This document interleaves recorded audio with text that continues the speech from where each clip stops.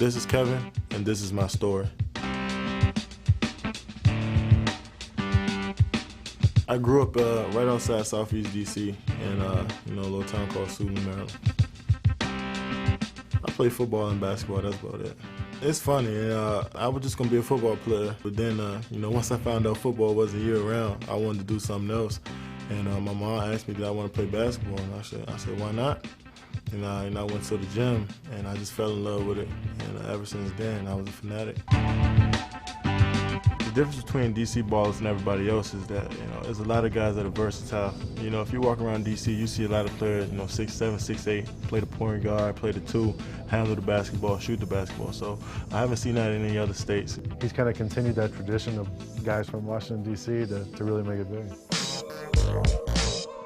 I love my mom to death. She always tells me to work hard. There are days I would sleep and she'll wake me up and tell me, we need to go run the hill, we need to go to the gym. And she didn't know a lick about basketball. That's what he thought. That was funny. I knew more about basketball than he thought. I knew that hard work pays off, and I knew that preparation was important. I always told my boys, if you wanted anything in life, it was up to you to focus and persevere, and it would come to completion.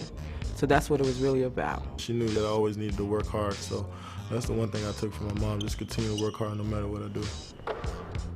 Happiest moment of my childhood would be winning, the AAU National Championship when I was 11 years old. That's the first thing I ever won with a group of guys that I've been with, since I was 7 to 8, 4 years. Just to, win championship was, probably the best day of my life. I wanted to become an NBA player ever since I was, 8 or 9. Charles Craig and then the other guy was named Torres Brown, and those two, they pushed me to, I was crying. I remember a couple of days I cried because, I was in the gym working so hard. I was young. I wanted to play with my friends. I couldn't do that because, I told them I wanted to, become a star. Kevin Durant's work ethic is legendary.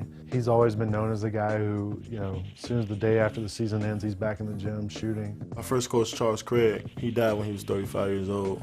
And, that was one of the first guys I really looked up to. And I just wanted to do something for him. And so I just dedicated my number. A number in the NBA is a big thing to guys. And, just to wear that number for him is something special. My other coach, we talk before every game, talk after every game. And I can hear him, ever since I was young, I heard him on the bench always, giving me a hard time and, telling me what I didn't do. And now that I still made it, I still hear their voices sometimes.